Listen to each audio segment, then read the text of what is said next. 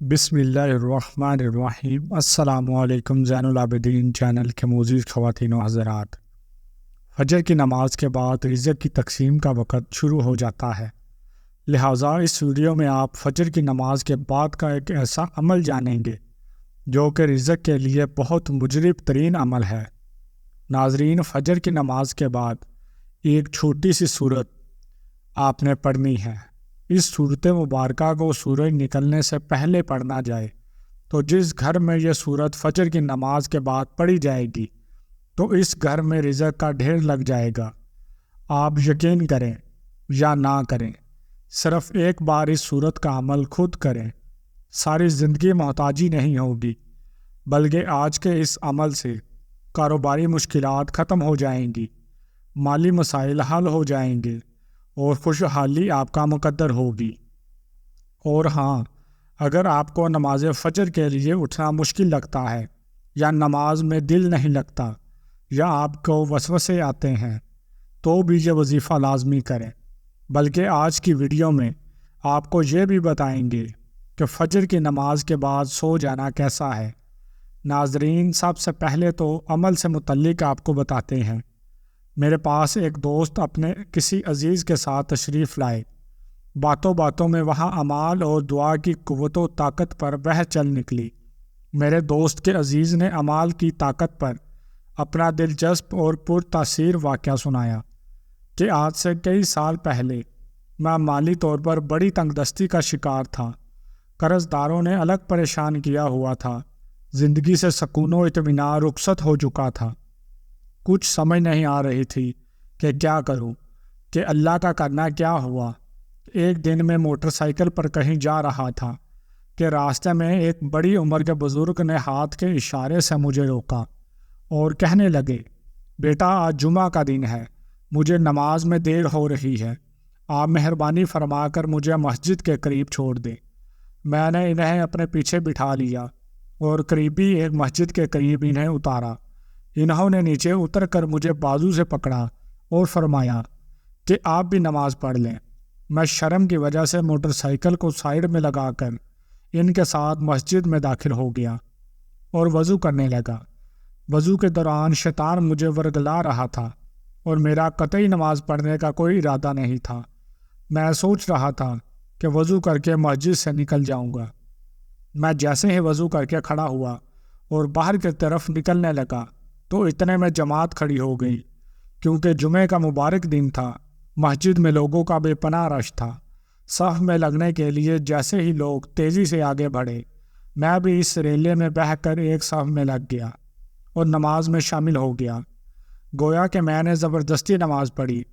بہرحال نماز دعا سے فارغ ہو کر میں جلدی سے مسجد سے باہر نکلا تو مسجد کے گیٹ پر ایک لڑکا کوئی پرچے تقسیم کر رہا تھا۔ اس نے ایک پرچہ میرے ہاتھ میں بھی تھما دیا۔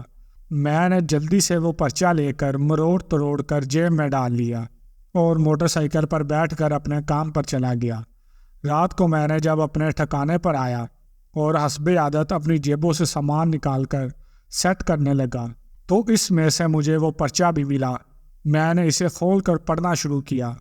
اس میں لکھا تھا کہ امام مالک رحمۃ اللہ علیہ نے حضرت ابن عمر رضی اللہ تعالیٰ عنہ سے روایت کیا ہے کہ ایک روز ایک آدمی بارگاہ رسالت سرور کائنات صلی اللہ علیہ وآلہ وسلم نے حاضر ہوا اور عرض کی کہ دنیا نے میری طرف سے پیٹھ پھیر لی ہے اور منہ بھی پھیر لیا ہے۔ سرکار دو جہاں صلی اللہ علیہ وآلہ وسلم نے اس آدمی کو فرمایا کہ ملائکہ کی جو نماز اور اللہ کی مخلوق کی جو تسبیح ہے، اس سے تو کیوں غافل ہو گیا ہے؟ اسی کے صدقے ان سب کو رزق دیا جاتا ہے۔ جب صبح صادق طلوع ہو تو یہ تسبیح 100 بار پڑھا کرو، سبحان اللہ و بحمدہ، سبحان اللہ العظیم، استغفر اللہ۔ سرکار دو جہاں صلی اللہ علیہ وآلہ وسلم نے ارشاد فرمایا، دنیا تیرے پاس ذلیل ہو کر آئے گی۔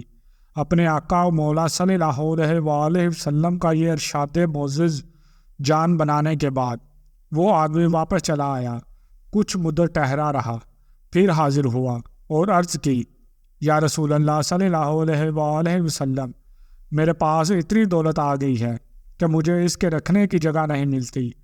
ایک بزرگ کے بارے میں بھی مشہور ہے کہ وہ اپنے ساتھیوں کو فجر کی سنت اور فرض کے درمیان یہی الفاظ سبحان اللہ و بحمدہ سبحان اللہ العظیم استغفر اللہ پڑھنے کی ترغیب دیتے تھے۔ بہت ہی مجرب نسخہ ہے۔ بہرحال وہ صاحب فرمانے لگے، میں یہ واقعہ پڑھ کر بہت خوش اور مطمئن ہوا، اور میں نے اس کے بعد نمازیں 5 وقت جماعت کے ساتھ پڑھنا شروع کی، اور ہر نماز فجر کے بعد ان الفاظ کو پابندی سے پڑھنا شروع کیا، اور اللہ سے ہر روز خشوع خضوع کے ساتھ دعا کرتا کہ یا اللہ میری تنگ دستی دور فرما۔ چند ہی مہینوں میں میرا سارا قرضہ بھی اتر گیا اور میں خوشحال بھی ہو گیا، اور الحمدللہ اب تک خوشحال ہوں۔ تو ناظرین، یہ ایک دولت مند بننے کی تسبیح کا راز ہے۔ آپ نے پورے اعتماد سے پڑھنا ہے، انشاءاللہ تمام پریشانیاں ختم ہو جائیں گی، ہر طرح کے مشکلات ختم ہو جائیں گی۔ بلکہ ناظرین، ایک عمل اور آپ کو بتاتے ہیں۔ آپ نے اس طرح کرنا ہے کہ جب آپ فجر کی نماز ادا کر لیں، اس کے بعد اسی جگہ پر بیٹھے رہنا ہے۔ اپنی نماز ادا کرنے والی اس جگہ پر تسبیح آپ کے ہاتھ میں ہو، آپ نے اول اور آخر 7 مرتبہ درود ابراہیمی پڑھ لینا ہے۔ تو ناظرین، جب آپ درود ابراہیمی پڑھ لیں گے، درود پاک پڑھنے کے بعد 41 مرتبہ سورہ اخلاص پڑھنی ہے۔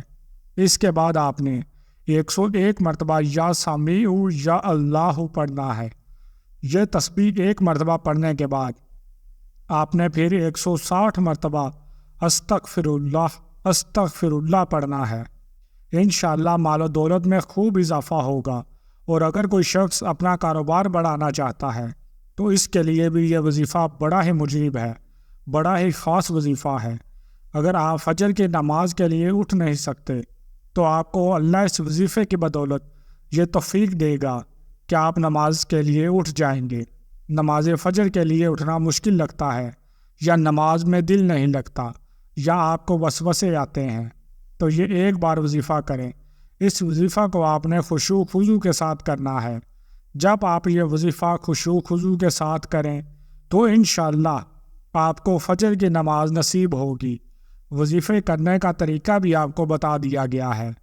اب یہاں ناظرین یہ بات بھی واضح کر دوں کہ فجر کی نماز کے بعد بغیر کسی ضرورت کے طلوع آفتاب سے پہلے سونا مکروہ ہے۔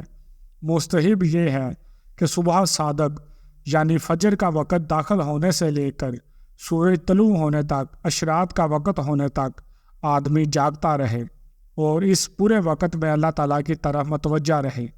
فجر کی نماز کی ادائیگی کے ساتھ ذکر و تلاوت، استغفار، دعا میں مشغول رہے، اور اشراق کا وقت ہو جانے کے بعد اشراق کی نماز ادا کر کے پھر ضرورت ہو تو سو جائے، اس لیے کہ ازواء روایات فجر کی نماز کا مکمل وقت رزق وغیرہ کی تقسیم کا وقت ہے۔ اس میں اللہ تعالیٰ کی طرف متوجہ ہو کر برکت اور خیر کی دعا اور ذکر میں مشغول رہنا چاہیے۔